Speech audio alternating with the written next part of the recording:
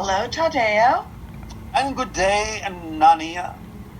We have some questions for our live stream viewers. All right, please proceed. All right. Our first question is, can you please give us an update on the eye of the needle and where we'll be going through it at this point, where we are? Well, you have now made a significant shift in energy in a variety of ways. So this will, to some degree, accelerate the tunnel, the passage that we have termed the eye of the needle. So you can take advantage now of a more accelerated momentum of energy in a positive direction. But as we have already said, this will continue until about 2023. Now, again, as we've also said, this doesn't mean that you have to necessarily experience negative things until that time. But that is simply where, at this moment, the end of the tunnel, so to speak, is focused.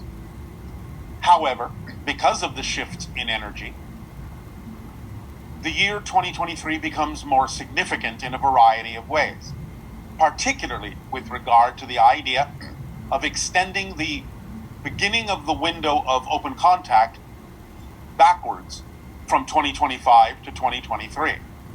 So the beginning of the window of open contact and the ending of the tunnel, the passage of the eye of the needle, coincide now in your year of 2023. Again, this doesn't mean that spaceships will land everywhere in 2023. It will be, however, the beginning of more opportunity to experience things that have to do with the establishment of more energy and framework for the opportunity, for the higher probability of open contact. And there may be an event in 2023 itself that may herald how much stronger the opportunities for open contact are. So in 2023, there can be new information coming in from your space probes, new information from your scientists about the probability of life off the Earth, and even an increase in the probability of there being more large-scale UFO sightings in the year 2023. So look to that year as you emerge from the tunnel of the eye of the needle, as also emerging at that time into the beginning of the window for open contact and the increase in probability for awareness of what is going on, not only globally on your world, but also to begin to really start incorporating in your reality the ideas of life elsewhere in the universe. Now, energetically also, with regard to the shifts that are being made now, and in particular in the areas in your country that you are calling Arizona, that you are calling Georgia, you may notice the idea of a reflective reverberation or frequency that has happened in the sense of the shifting of vibrational energies in those two states in the direction that you have now chosen collectively. Because the idea is that the vortex in Sedona is mirrored by a vortex over Atlanta. And in the idea of the balancing of the energy that we have been assisting all of you with by pumping a more balanced energy into the vortex in Sedona and it being mirrored by the vortex in Atlanta, you have witnessed physiologically two things. Number one, the shifting of energy in those states to a great degree, going in the direction of the choice that you have made politically. And also, this happened by the occurrence of more individuals coming into the cities in those two states that are representative of a different demographic. You could say, in some sense, that Atlanta now exhibits far more of the energy of California, specifically more of the energy of Los Angeles, and specifically more the energy of Hollywood, because of the demographic shift of many people relocating in the Atlanta area that are involved in the same kinds of activities that you find in Hollywood in terms of film and television creation. So the idea is that the shift of the West Coast energy is now more shifting to the East Coast and the southern areas because of the connection between the two vortices, also between Sedona, which is also receiving, and Phoenix, which is also receiving more of the demographic of the West Coast as people relocate to those areas that bring that kind of energy with them, and seeing it mirrored by the Atlanta vortex. So many things have shifted subtly over the last few years that are now revealing themselves vibrationally in the kind of energy output and the kind of choices being made by the people having relocated to those particular vortices, and the energy of the balance that we are assisting you with coming through those vortices in a way that is drawing more people to those areas to balance out the demographic energy and vibrational reality of what is happening in your country. That is what we will say for now about that subject. Okay, and I suppose tagging on to that is the election and what happened today with Biden being elected. How has that impacted the window of contact? I have already answered that. So that's essentially part and parcel of the change in leadership. It is a change in the choices being made that is reflected by the idea of the leadership. Okay, thank you. Yes, because the leadership is calling for unity. The leadership is calling for the idea of connectivity and community at this point, which will enhance and increase the probabilities for open contact because it requires the idea of community, connectivity, and those kinds of frequencies and states of being in order to increase the probability of open contact with other communities among the stars. I see. Thank you. And this is why it has come down to the idea of stretching backwards to the year of 2023 as the new beginning of the window of open contact rather than 2025. Okay. Can you comment on the intense polarization that's been occurring in relation to the coronavirus and the election?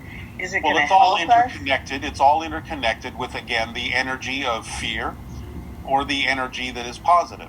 So all of these things in your society are going to be reflective of the polarization that you have all created with regard to the revelation, shall we say, or the revealing of the different kind of energies that have lain within many people on your planet for quite some time.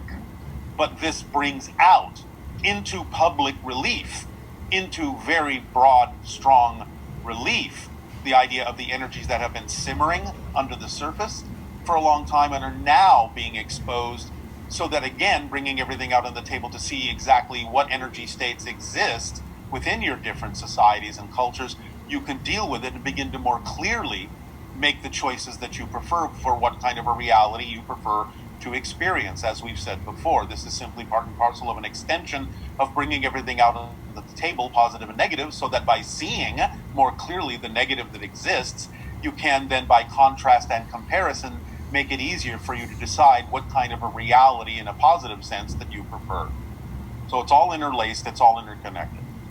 So would you say that part of our contact timeline is very dependent on us reaching out across the aisle in a sense? Everyone Absolutely. Is coming together and working in a state of perhaps more towards compromise. In a sense, yes. More a state of balance, and also more the opportunity through conversation of various kinds to really explore why people make the choices they make.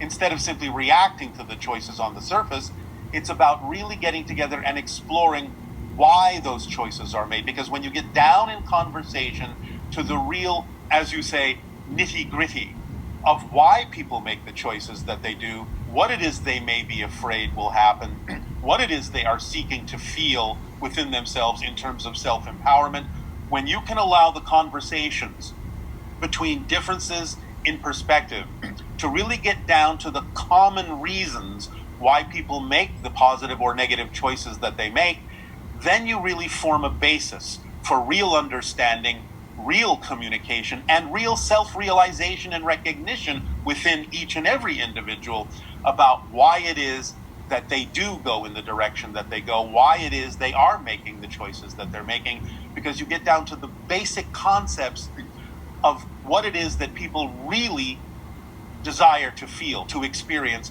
which is usually nothing more than the idea of being supported, feeling self-empowered, being validated for who they are, and letting go of all the surface reflections or surface symbols of that they think represent gaining those things, when in many cases it's not really those surface things that they're after, but more fundamental states of being that represent the idea of self-validation, feeling like they belong, feeling self-empowered, in a nutshell, feeling loved and supported.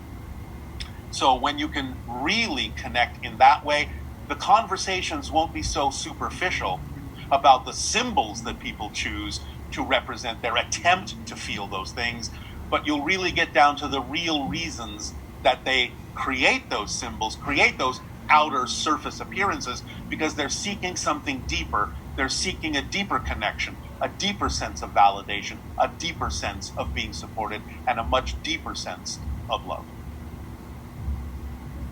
Well, I have faith in us as humans that we will bridge this gap and bring ourselves into a better state of existence.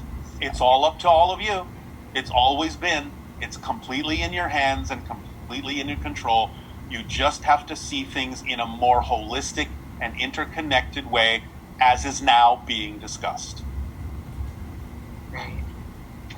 Now, this was an interesting question. It says, is the pandemic a means from higher beings to reduce human population like the deluge? No. It is a means. It is a means of paying more attention to the messages coming from your own higher minds to give you more ability and more clarity to make the choices that will move you in a more positive rather than a negative direction of self-elimination.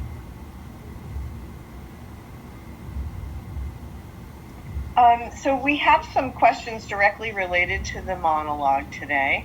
Yes. One of, essentially about state of being and synchronicity and those ideas. Yes.